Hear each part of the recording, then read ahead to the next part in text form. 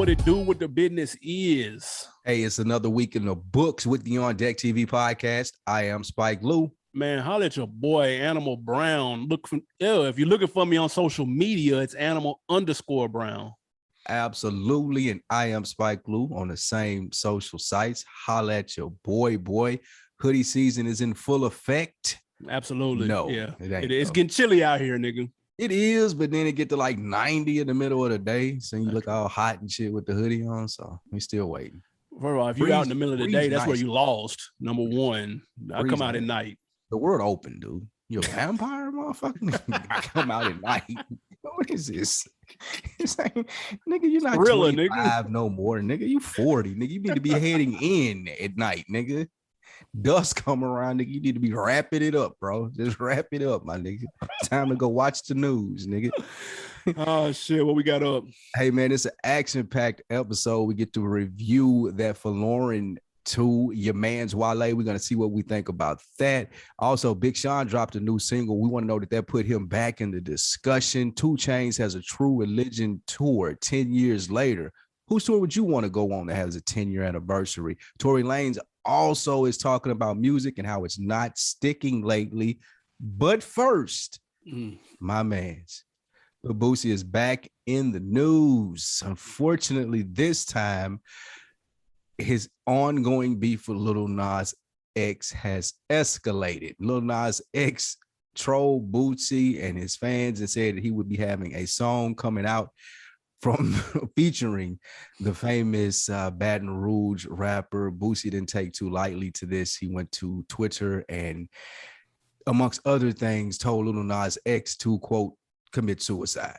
My question to you, Animal Brown, is this the final straw that breaks the camel's back for the Lil Boosie, Lil Nas X saga and gets Lil Boosie out of here? No, it's not. And only because I say that because Boosie's success is not predicated on music anymore. And so he doesn't have a label to answer to.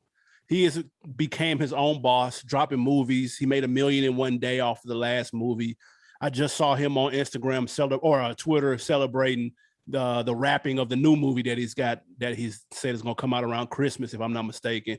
So he's his own boss. So he doesn't necessarily have anyone to answer to my knowledge. So I won't say that it's tough to cancel somebody that doesn't work for anybody but themselves.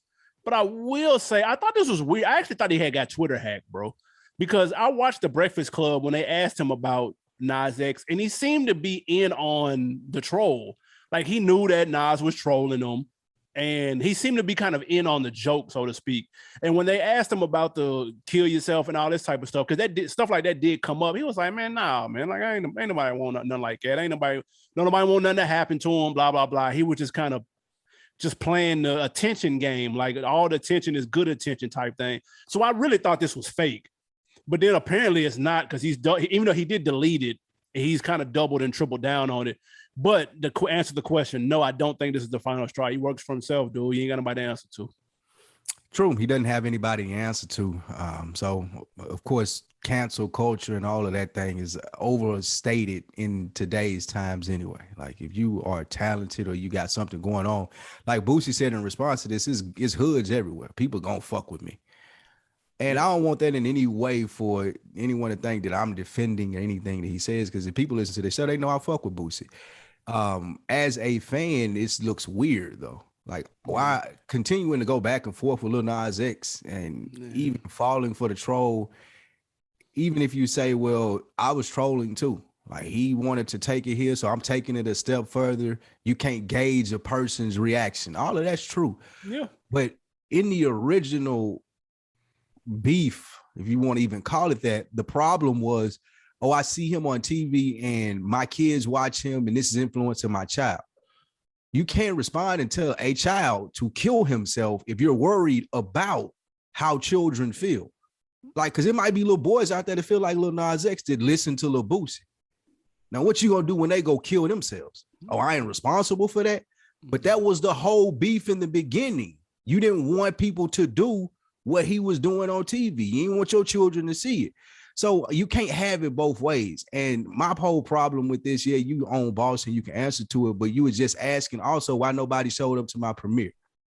Like, it ain't about having a boss and answering to somebody. It's about having partnerships. It's about having things to continue your brand. Like, Boosie got a whole gang of people in the entertainment, people under him and behind him that like this cuts their head off. Like, a lot of people are not going to do business with you behind this. A lot of people are not going to do business with you just because you engaging in a back and forth with a little boy about what?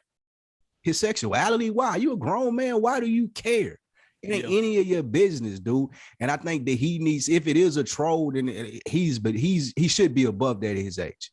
It's first of all, you're saying it's getting weird. It's been weird. Like, it's been like, well, this was the straw that broke the camel back on being weird, though. Like, why, like this did it on being weird? Like, come on, bro. Yeah, even if it is a troll at this point, leave that shit alone. Like, the running joke is, or whatever it is like it's in territory of just being flat out weird. And it's like he on Vlad, and that's the whole part 1 through 20 is about like gay shit. I'm like, dude, what do y'all like? This is like, Boosie, why are you on here talking about, dude? Like, it's weird. And I get what they're both trying to stay in the press. Because Nas X is leaning into it just like Boosie is leaning into it. Because they know it's getting them press, but one is getting positive press and somebody else is getting negative press. Now, whether they care about that because they think press is another story. But it's weird. And I thought the reaction was kind of interesting. I wasn't expecting him to do that. If Boosie wants to make movies and be serious about being a movie producer, director, or whatever it is you want to call it, then your goal is to level up. At least I thought your goal would be to level up and to maintain or to get to new heights. You see Tyler Perry house? You see what movies can get you? Dude, have you seen that shit? Don't you want that? Like, I understand, like, he's successful, but goddamn, Tyler Perry got a fucking airplane strip in his yard, dude. Like, nigga, I want an airplane strip in my yard. That shit look dope as fuck. Like, you would think you could take it to that next level and have your material put out there for the world. Maybe he doesn't. Maybe he just wants the hood, bro. Maybe that's all he wanted. He's satisfied with it. Then fair. I would love to ask him that or get his opinion on it. Well, I think it takes a lot, right? Like, it takes a lot to get to what you're saying, to go from Lil Boosie to Tyler Perry. Yeah, like, for sure. even though he's trying to do that, it takes a lot for him to see Lil Nas X playing with him, like trolling him, and for him not to respond, because Lil Boosie is still Lil Boosie. One of the things, like, when I found out about this, I was sitting with my homeboy Scoops, and Scoop's probably the first Boosie fan I ever met. He introduced me to Lil Boosie. Like, his kids listen to Boosie. Like, he got a son that's probably in the junior in high school or something right now. That's nuts. They listen to Lil Boosie word for word. Like, his niece, his nephew, who's like, it's a new Lil Boosie or like old classic shit? I'm talking about old good. Okay. Not now when it dropped. Like, they know all the classics is what I'm saying. So they were raised on it. That's fair. And I say that to say the first thing that he said as he was reading it to me, like, damn, Lou, did you see this? Are y'all going to talk about it on the show? Was, quote, he ain't changed. It's always been him. And that's true. Yeah. And to go to your point of what you said, he probably does wants to be as big as Tyler Perry, but he doesn't understand yet the shit that you got to leave alone and move along. Okay, this has ran its course. Nothing else. I ain't got to say nothing else to Lil Nas X. And on a smaller scale, I would compare like the Nipsey slap. When Nipsey slapped that dude, like, Nipsey was trying to do something totally different. But sometimes people rub you so wrong, like, you gotta go back there. Like, I gotta show this nigga, like, stop playing with me. And it's the same thing here. Like, he felt like he had to show a kid, Lil Nas, that stop playing with me, and he went overboard. Now, we can't gauge how somebody reacts to shit. That's on him. But again, I feel like it was overboard. You can't do this much as a child, dude. Yeah, it was. I don't know. It's weird, and I wish that shit would go away. I'm gonna be honest. Listen, moving on, man. Let's take it up to the Detroit, the Midwest. Big Sean, my boy. He had a pretty eventful weekend, man. Dropped a brand new song, new video called What a Life. Had a lot of people talking. He's surrounded by bees and shit, look like candy, man. And also he dropped a freestyle with LA Leakers where he snapped over about 3 or 4 different beats. Had a lot of people talking. My question is, that song, is this freestyle, did that put him in the class with Drake, Kendrick, and Cole? He will never be in their class again. He had the opportunity. before this Detroit album or the last album came out that was mainstream, it did not, in my opinion, live up to it. He dropped the ball. He'll never be in that 3 again. You got Drake. I mean, we're talking about sales here and like pushing the needle. I ain't talking about bars or lyrics necessarily. That has something to do with it, but that's not all of it. So when I say that has something to do with it, you got Drake, you got Kendrick, you got Cole. On Big Sean's best day, the worst sellout of those 3, J. Cole, Big Sean is not even holding a candle to. Like he's not even in the same ballpark with them. And that just goes for him not living up to the expectations, in my opinion, on his last projects. He can rap his ass off. He's a decent like profile star. I would say maybe C, B list, something somewhere in there. You got him a little R&B girlfriend and shit. Got him an R&B chick, but at the end of the day, niggas like J. Cole, Kendrick, and Drake are not taking pictures with 60,000 B's on them for press promo. I don't give a fuck who idea it is, if it's his idea. Even if they want to do it, somebody's talking them out of that because they're too fucking valuable. So no, even on that, because of that picture alone, he's not in their class. I will say this, before I listen to the freestyle, and if you were to ask me this question, I'd be like, well, because the song was cool too. The song was cool, but it was just a song. People drop singles every day. The freestyle was a little Kendrick different. Or Cole, they don't drop singles every day. Well, maybe not. If they do, it's a big day. Kendrick drops one once every 6 years. But I'll say this, before I listen to that, if somebody would have came up to me and been like, hey, bro, Big Sean, new freestyle. Hey, bro, we got to put some respect on his name. Put him in that top, put him on that Mount Rushmore of the current rappers right now. I'd be like, bro, it's a freestyle. There's no way it's that good until I listen to it. And when I tell you, he was taking the bars to it a whole nother level. I can't even say if those 4 were on a song tomorrow. I don't know who would have the worst verse. Like, I don't know. Big Sean fucking had the best verse out of all of them, dude. Like, that's how in his bag he has been. And no, Detroit 2 did not necessarily, it wasn't a classic. You know what I'm saying? It was a cool project that lost a little bit of steam. We'll talk about albums losing steam in just a second when we get to Tory Lanez. So that's actually more common than just, I'm not going to exclusively say that that's a Big Sean thing. But I will say when it comes to the skill and the talent, man, bro, like, dude, at talent-wise, he's up there. He's got to be in a conversation with them 3. Like, if those 4 are on the song, bro, who's got the worst verse, bro? You can't. Who got the best verse? I can't call either one of them. So I have to, Drake, because of that, I've got to put Sean up here.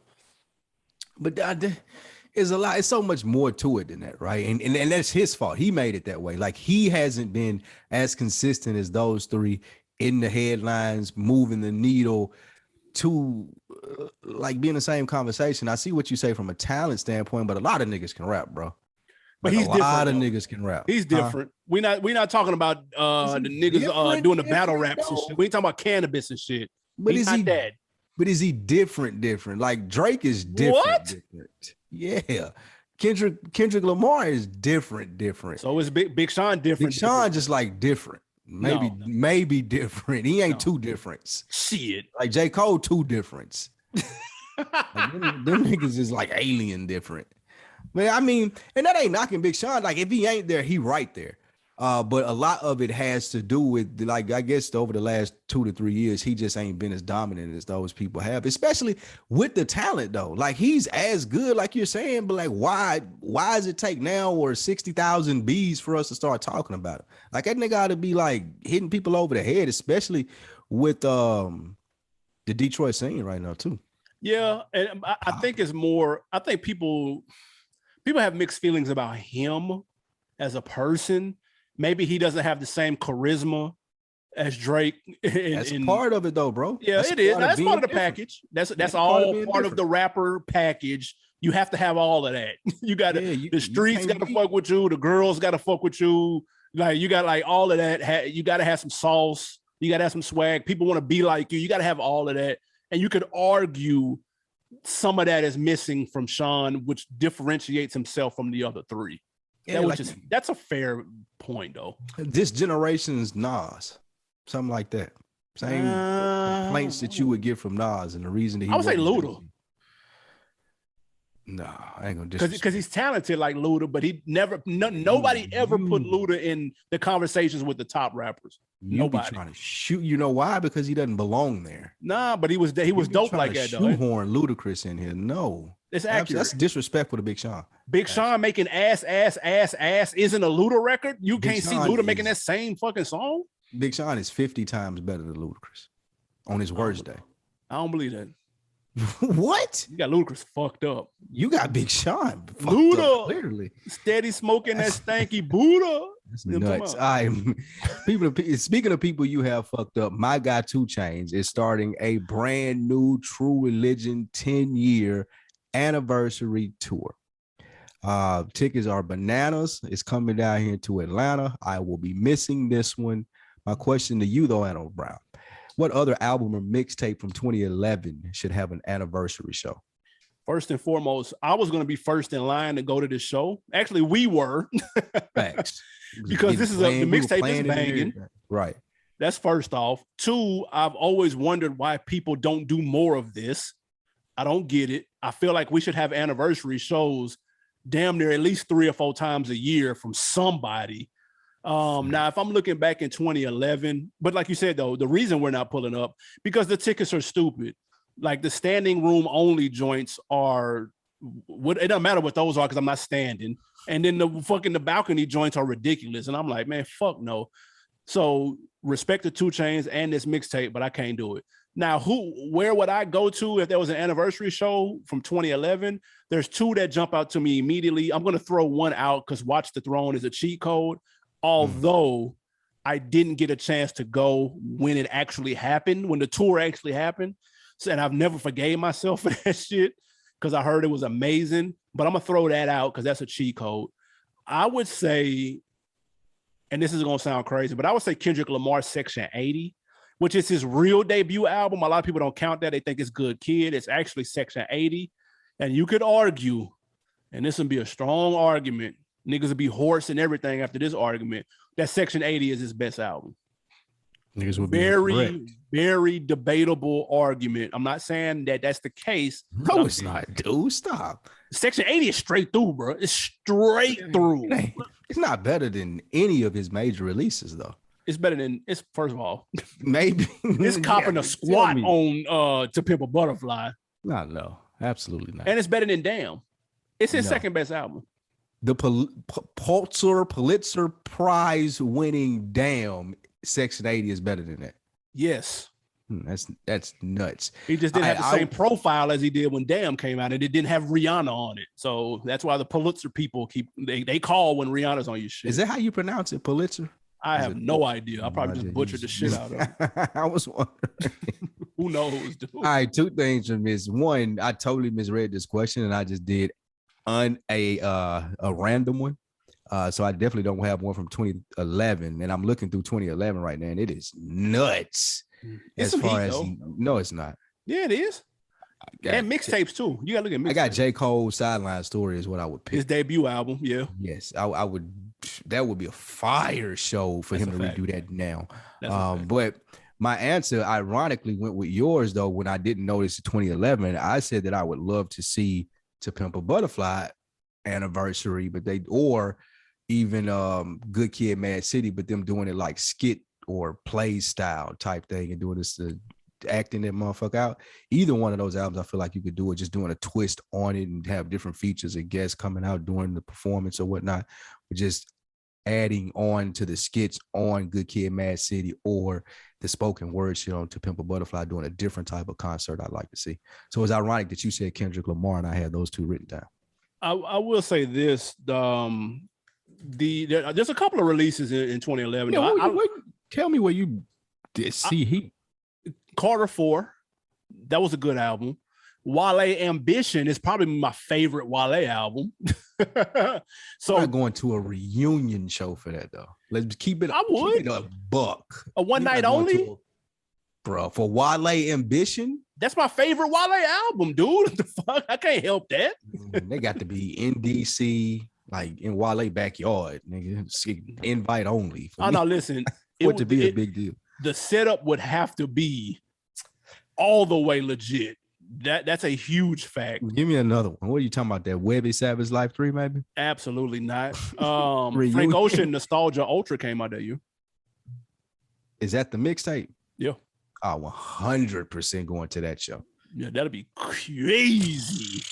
1,000,000% going to that show. I don't really see nothing else though. Pusha T Fear of God mixtape. Not a reunion. Like those, these ain't work. It ain't reunion worthy. Yeah. Haystack and Jelly Roll, strictly business. Shout out to guys though. Shout out to with all due respect. Jelly Roll though. Yeah, with all due respect, I was joking around. But shout out to Jelly Roll. He just sold out the Ryman a couple weeks ago. We shouted him out when he did it, but I want to do it again. 100%. Other than that, though, ASAP Rocky, his debut mixtape, that would make waves though, because that made moves. In the MMG Self-Made Volume 1. That would be dope. If they brought all of them out, that'd be hard. That would be dope. Meek not going for that though. Absolutely not.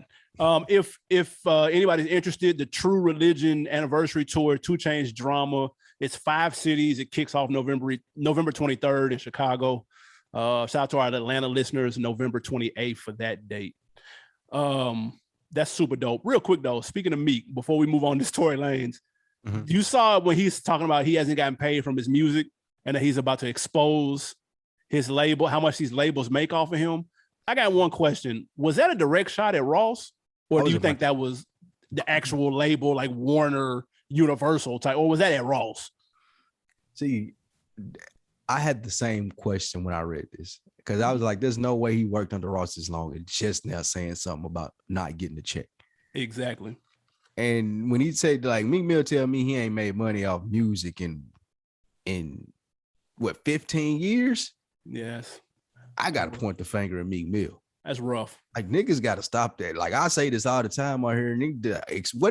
What do I care as a consumer of you talking about the label and exploit? What the fuck do that mean to me? You exposing the label, bro. I don't care. You on Instagram with big dog chunks of money, dude. I don't care if they didn't pay you or not, dude. That's on you. So you, like, I don't get, are we supposed to feel sorry? Like, I never understand, like bro, you're not broke. Like, what are you telling us for? That's on you. Why are you telling me you're doing bad business? Animal Brown, please answer that for me. It depends, because nobody likes people to be working hard and to not get a fair wage, no matter what the level is. I'm not sympathetic for Meek Mill though. Like, if you telling me this about someone else, like with the just said the fair wages and working hard and not get what they deserve, of course, and give me reparations as a black man. But if we talking about Meek Mill and like nigga started the money phone. If I'm not mistaken, he one of the niggas that said he wasn't gonna never stop doing it. Bro, you're not hurting. I don't care that the label didn't pay you or how much they make off you. I don't care, dude. Like, I'm not a sympathetic. Are you a sympathetic figure to that? Yeah, a little bit. It depends. It depends on who it is, bro. Because I felt Kanye when he talked about that shit. When how Nike was doing him, I felt them on that. Because that trickles down to regular man shit. I know in a very weird, long-winded way, it trickles down to the common person too, believe it or not. In the industry that he was referring to. Okay. I understand that point. You know what I'm saying? I don't know about Meek Mill though. Yeah, I understand that point. And with Kanye West, I know I give him a hard time on our platform, but I would side with that fight before I would side with Meek fight. Like, somebody's been in the music business 15 years telling me they haven't gotten paid versus Kanye saying, hey, man, they won't give me a seat at the table, even though they fucking with my shit and they exploiting it. I get that. Yeah, I'm riding with you, Kanye. I understand it. I just don't like your delivery. But I just can never. And this is across the board. I ain't just saying it because it's Meek Mill and people's perception maybe don't like. I always say it on here. Like, the artist, like, you got to take care of yourself. So when you come out on the back end and be like, hey, man, I got jib, like, okay, that's a part of it. But for it to be ongoing for 15 years, and you telling me now, when I see you with Rob Kraft and like niggas picking you up from prison in a helicopter and you ain't got paid for music, that's on you, bro. Like, that's on you. That ain't on nobody else. That's probably who pointed out some of this shit too. Well, it's probably a mixture between the guy who owned the Sixers and Hove. They probably looked at this shit like, this ain't it. That makes sense. And then too, like, this isn't the 90s. Like, if this was the locks, like what you're talking about with Puff Daddy, and you release this information and you want the public behind you, yeah, I get that. Like, that's a different thing. Like, nobody's gonna be sympathetic with Meek Mill for this. Like, he been talking about getting money for, like, somebody been paying you, my nigga. I don't know where you've been getting all that money from, but you've been getting it. Like, and your album is called Rich Pain, dude. Like, come on, bro. Expensive pain. Expensive pain. Listen, we're gonna switch it up before we get out of here. Tory Lanez, your man's, had a very interesting tweet. I'm gonna read the tweet, man. He said, "It's crazy. Music hasn't actually been sticking lately.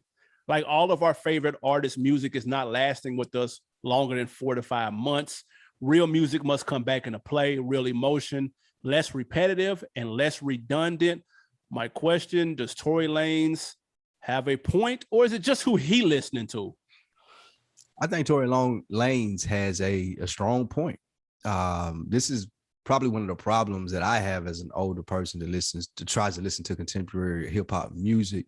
It goes so quickly, and that just wasn't the generation that I grew up in. So that for me is the bigger issue with it. I don't necessarily think that the music is less quality. It's just so much more of it, and artists have to perform at such a quicker pace. So you get the 2-minute songs, and you get the stuff that comes out much more frequently than we're used to, and you don't have time to sit with it. You can double back on stuff and it still sounds good, but when you're talking about sitting and developing memories with albums, like when I know songs from when we came up or when we were outside, you play them and you remember certain stuff. Not so much now because you don't sit with songs as much. So I get what Tory Lanez is saying there. And yeah, it's on the artist to switch it, to change it, but I don't think you do it by coming out and like make songs. You change it. You're one of the more popular artists. He has his sound is very impressionable. Like people fuck with Tory Lanez before, especially before the incident happened. So I mean, change it. You can do it. Yeah, this tweet, at the time of this recording, is at 10.6 thousand likes, and it should be at 10.6 million likes. And I thought he was on point with it. Less repetitive and less redundant, especially that part. Like, shout out to DP, man. He just asked us the other day. We were doing some content. He said, "Man, it feels like we don't have a chance to memorize music anymore. Like, when the last song you memorized that was like new?" And I was like, "Nigga, it's been a minute. Like, it have to be some type of single that I just heard 1,000 times. You know what I'm saying? Not no actual like B-side song. Like, it's been a while." But I think that's partly to piggyback off what you said, that's partly how accessible music is now. Damn near every song that's ever been released is in the back pocket of my fucking pants, dude. And at any time I can pull up anything that I want to listen to for the most part. So if something new comes out and it doesn't strike me immediately, it's too easy for me to go back to some shit that I've already known or that I recognize or that's nostalgic from when I had to walk to go buy CDs and shit. So like, I think that's more of the problem. I'll give Tory this. You said he needs to do something about it. His next album actually comes out on December, I think like December 1st or some shit. It's coming out, or November 1st. I don't know. It's coming out real soon. It's called Alone at Prom. It's a 1980s album. So I'm interested to see what that is going to sound like and what kind of creativity it may spark in other people. Because it takes somebody to make something completely left field to like refresh the genre a little bit. And maybe this is it. Who knows? Maybe since the incident, nobody cares. I don't know, but it's interesting. I'm gonna see what that's hitting on. Even with that title, I'm interested in that. Alone. You went to Prom Alone? That's too bad. No, not at all. But it sounds like an interesting title though. It's just something well random. It sounds like some 80s shit. Yeah, I can see Tory Lanez definitely going to the Prom Alone, like 100% in this being some diary shit. But with that being said, a lot of artists they're not afforded the luxury that he has. Like he trying to get back. So he throwing shit at the wall and trying to be creative. And I'm able to say this because people really not fucking with you. Yeah. All of the rest of the people who are making music have to abide by the rules in what you said. Like I got to put this 2-minute song out and make a 30 album project because that's how stuff goes now. And that's how I'm going to make the most money. People aren't trying necessarily anymore, in my opinion. The big changes, people aren't trying to make, like, there was a difference of why Big rapped or why Pac rapped or why Jay-Z rapped, in my opinion, or Pimp C or most of the people from my generation. True, they wanted to get rich, but there was also something that they were trying to say. I just don't feel the same way about a lot of the artists. Now, they really not trying to say nothing. They're trying to make money. They know that this is a game. Like rap has evolved so far. Like they know that if you do the right thing, you have the right hook, it sound enough like what's on the radio now that I can possibly make money for it. Originally, people wasn't rapping for that reason. And I think that's why you have to change too. I think some people, real quick though, I think there's a lot of quality that's still out there, but it's just so much shit. Take the best album of last year. My number one album last year was Benny. Bro, I didn't listen to that none in 2021 until it was time for me to go to the show. I cracked it back open. I hadn't listened to it all year, and that was the best album, and it was fire, and it's still fire. But it's for just one because reason, you listen to so much other stuff. Bro, it's three albums come out every weekend. Bro, it's like Jordans. You ain't got time to care. Niggas don't feel like following all this shit. Nigga, the green ones, the ones, the threes, the five, like unless you really ingrained in it, it's tough to keep up, bro. Currency dropping every other week. Like what? Currency and JD drop though. Jeez. Listen. Ooh. Them JD clips. He in the goddamn studio with Currency. Hey, them boys. I got to hear that. They got to come on with that. I'm gonna be one of them 12 o'clock on that, waiting on that to come out. Nigga, I can't wait for that. Them clips was cooking. Hey man, speaking of albums coming out, we are here to review Wale, DC's own Wale, his 7th studio album, Folarin 2. It's the sequel to, obviously, Folarin 1, which was a mixtape. So actually very weird. That's the same thing that Big Sean did. Detroit 1 was a mixtape. Detroit 2 was an album. I don't know what that's about. But Folarin 2. This is a mixtape too? Or an album? Folarin 1 was a mixtape. This is a mixtape though, right? This is an album though. Oh, okay, gotcha. Yeah. 2 is an album for sure. What was your, I know Wale, we all kind of go back and forth with Wale and his music and personality and all that good shit. But what were your expectations walking into this new one right here? Did he Beyonce this? Was there promo? Like I just seen the J. Cole little song. bit. He dropped the single with Chris Brown, and he dropped another one with Maxo, and then he dropped that one with J. Cole. So he had singles, but he wasn't just out on no big dog promo run though. Got it. I wasn't expecting I seen the singles, wasn't expecting like Wale to blow my socks off. I wasn't like in my Big Sean bag thinking, oh, this is the album. Because I never really put Wale on the same tier as Drake, Kendrick, like people whose album I anticipate, the big dogs, or he's not one of my favorite artists either. But would you say he's on Sean's? Are they in the same league? Yeah, I would. That's what I was leading to. So as my point, that doesn't take away from his ability though. Yeah, okay. It's you were saying about Big Sean when we just discussed that topic. I feel the same way about Wale. The talent is there. Yeah, the talent is there. You'd have to be ignorant to listen to any one of his albums, or any of his projects, or even his features, and listen to Wale and be like, dude can't rap, he whack. That's farthest from the truth. So when I started to see the buzz around Folarin 2 that it was come out, I 100% was interested in it because I'm always interested in Wale, what he has to say. I think that he's one of the more introspective artists that we have, period. What about you? What'd you think as far as anticipation? I rock with Wale. I think he's got an underrated catalog. Me personally, like I said earlier, I think Ambition is my favorite. I could argue Gifted is dope too. Like that might be my second favorite. I don't think he's missed with the exception of Shine. That shit was trash. Other than that, the Wow That's Crazy that came out 2019, I thought that shit was dope. So that's technically his last album. He did a couple EPs. He had an EP last year in the pandemic that was, a little 5-6 piece joint. It was okay. He had like another EP before that, whatever. I don't really count the EPs. They don't really do nothing for me. So I was looking forward to this just because his catalog is that strong, but he usually keeps a fire single, and I wasn't feeling none of these singles. Like they weren't my vibe at all. Like I get it. Was it the Chris Brown song they sampled? I Need a Girl. Like that's a layup.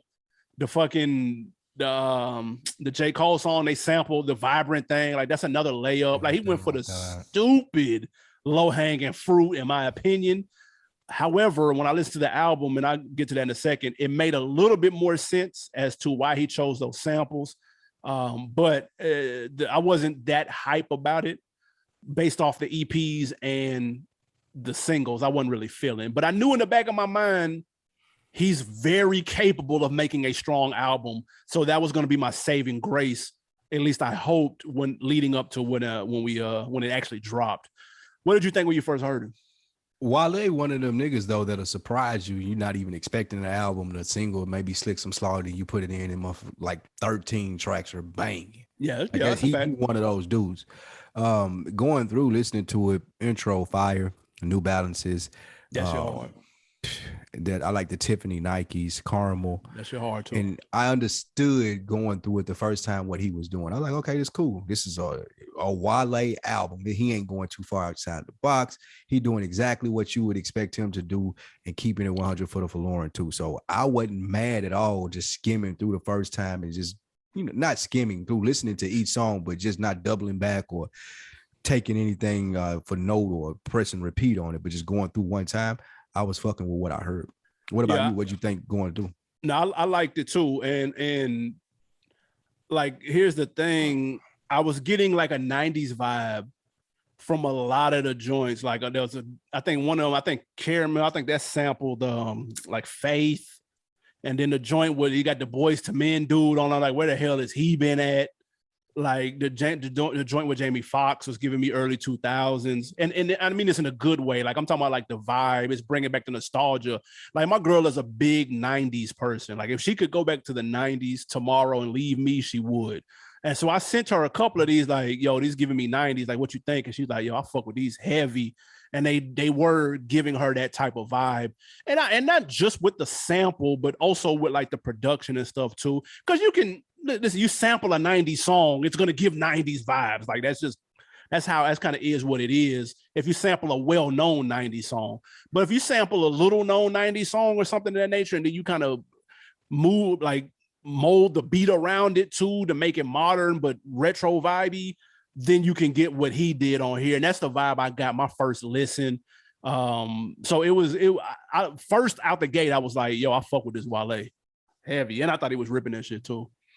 Yeah, he can rap. I don't like his cadence though. Like I'm not a big, it's like house music-y, DC, like that. I don't like house music. So, but it's different. His flow is just different. Sometimes too different for me.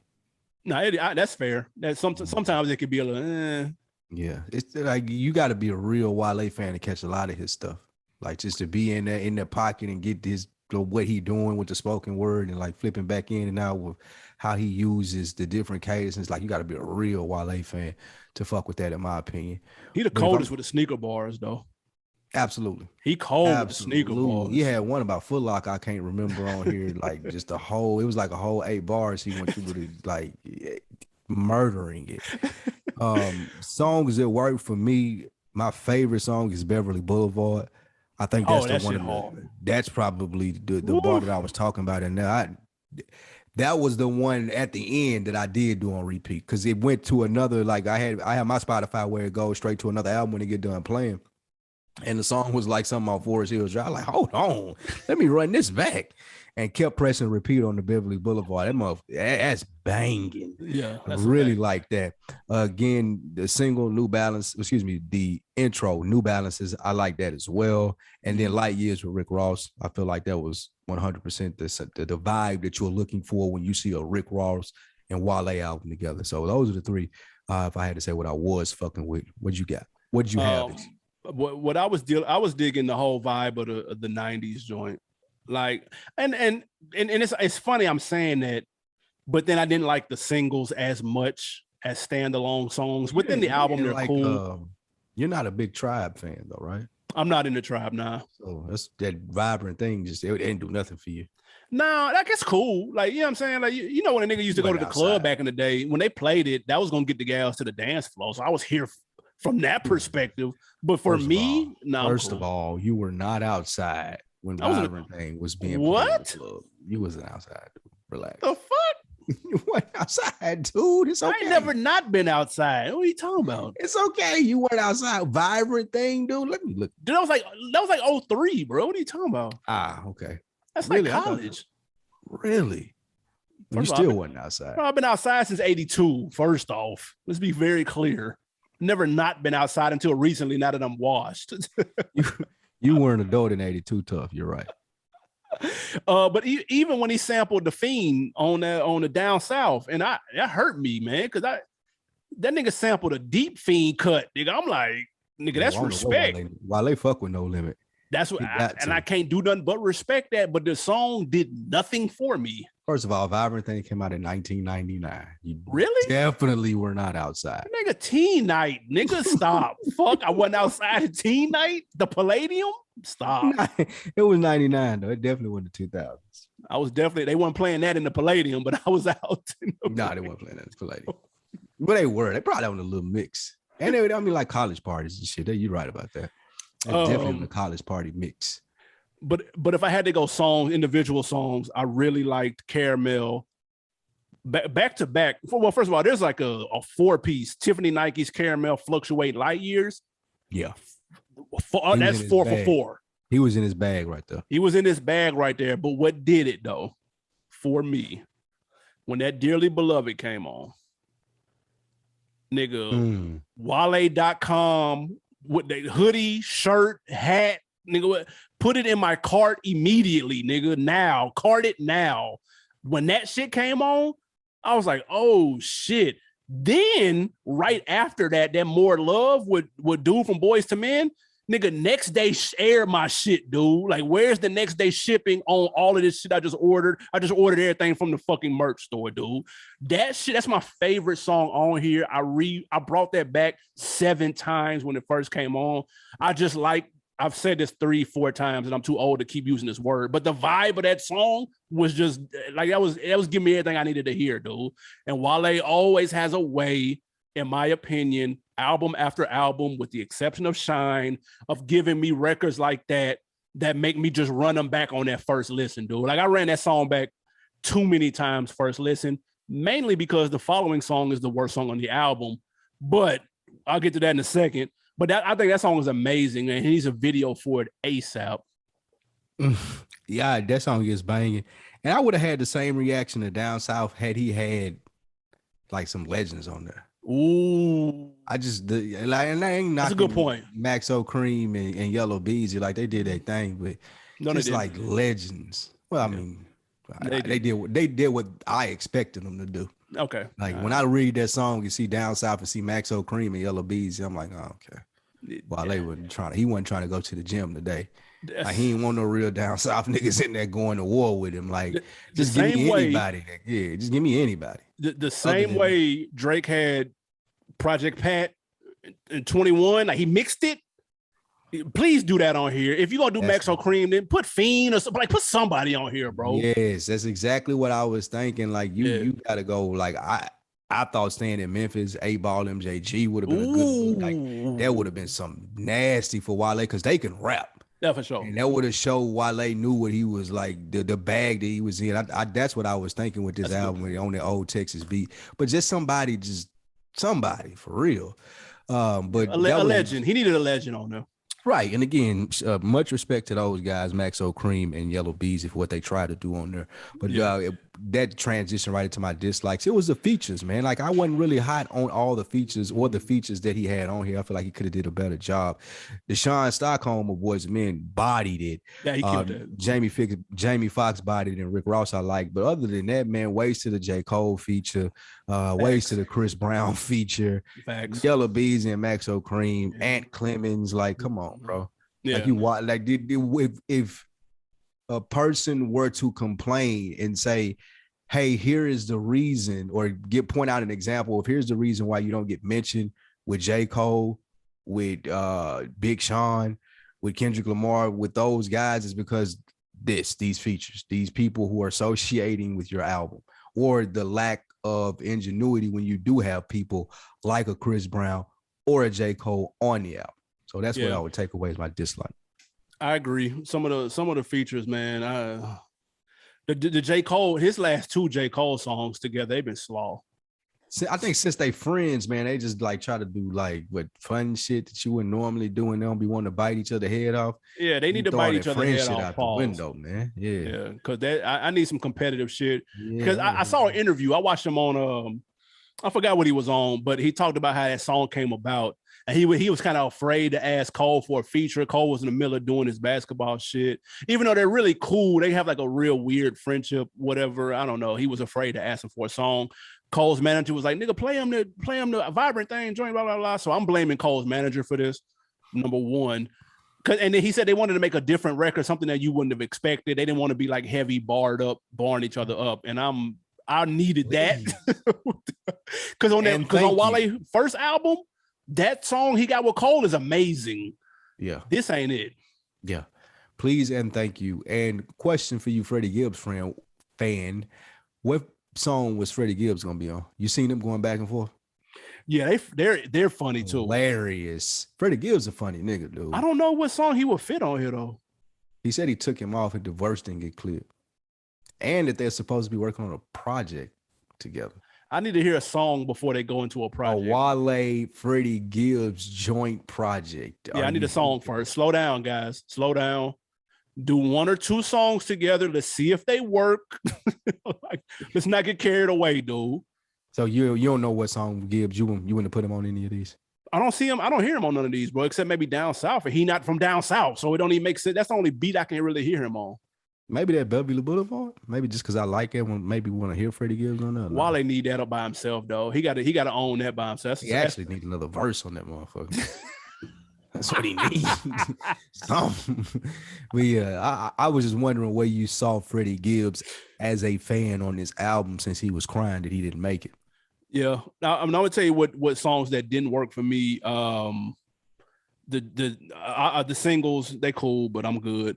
The song After More Love, that jump in, like I don't know what on God's green earth that was. I don't know if that's some go-go shit, if that's like the DC vibe that he got to do one of those on every album to pay homage. If so, that's respectable. But that motherfucker got slam dunked out of the play. Like I got to make sure that does not come on anymore in the rest of my life. That song is terrible. Terrible.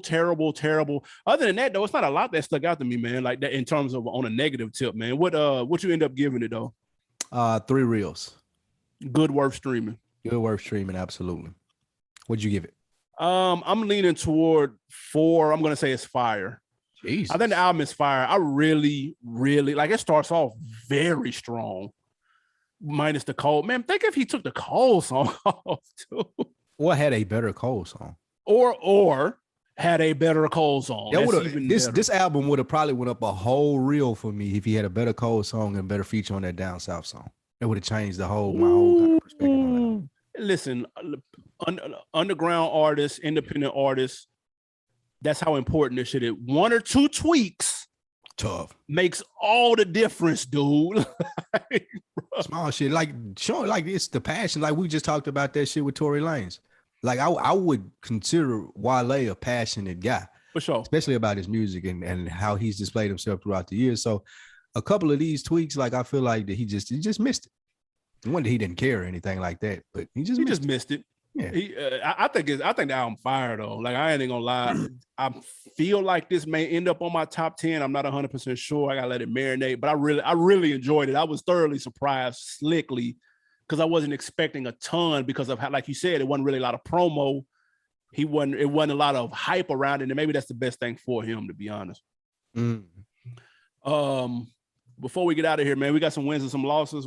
Absolutely, we have wins and losses, man. We starting out with an L to the rapper, your man's Lil Xan.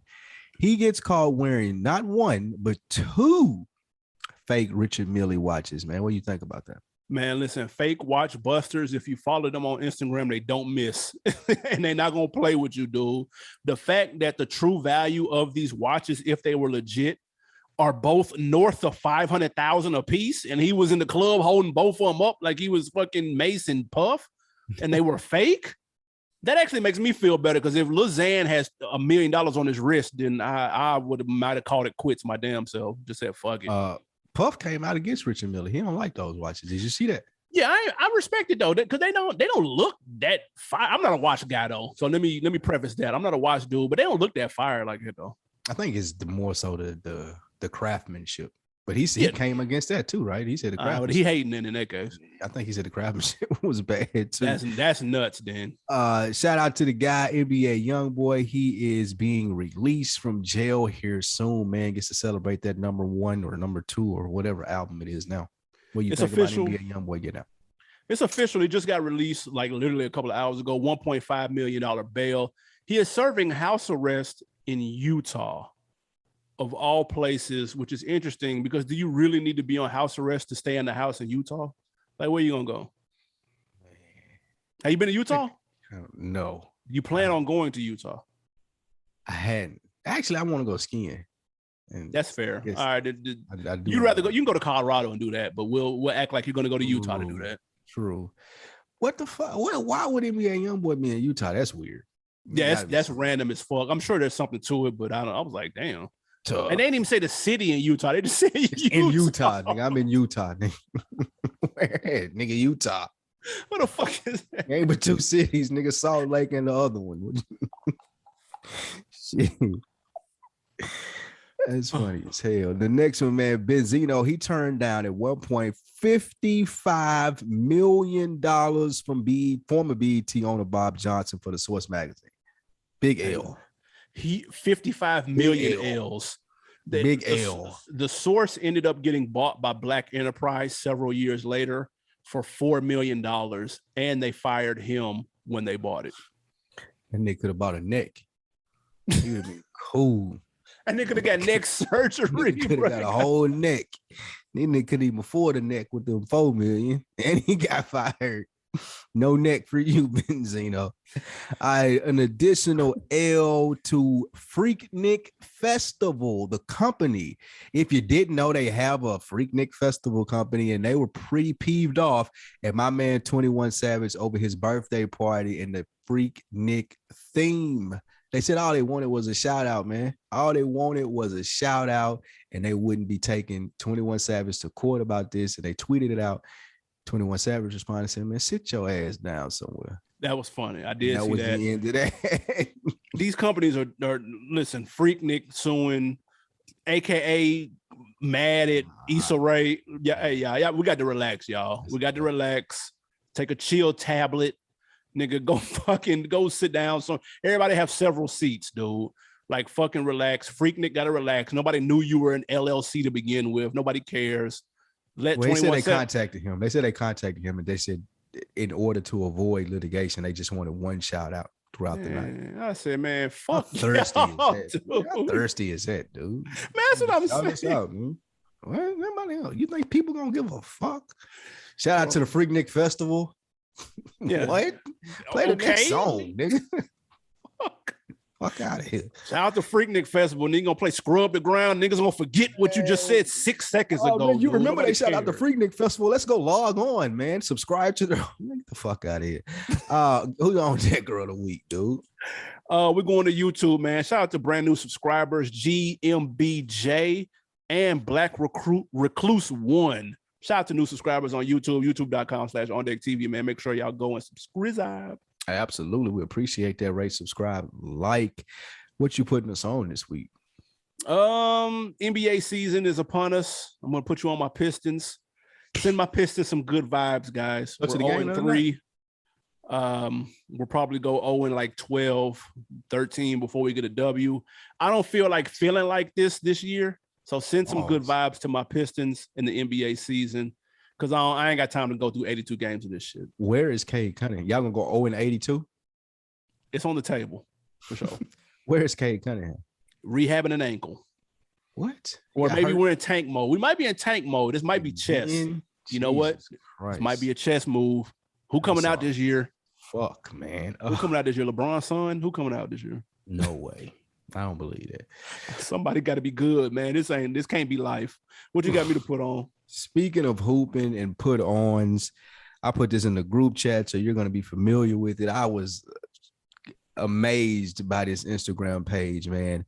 To the sneakerheads out there, dude. If you're looking, I've seen the sneaker clean and stuff, dude, but I ain't seen one like this, dude, man. If you go to Sneaker Bar, SNKRRBAR, man, check out dude work. He called it fried crispy when he bring you all the way back. And I promise you, I ain't seen it. I don't know what they got in the solution. Yeah. I don't know what they doing in Memphis to these shoes when you take them in there, but he bringing you all the way back.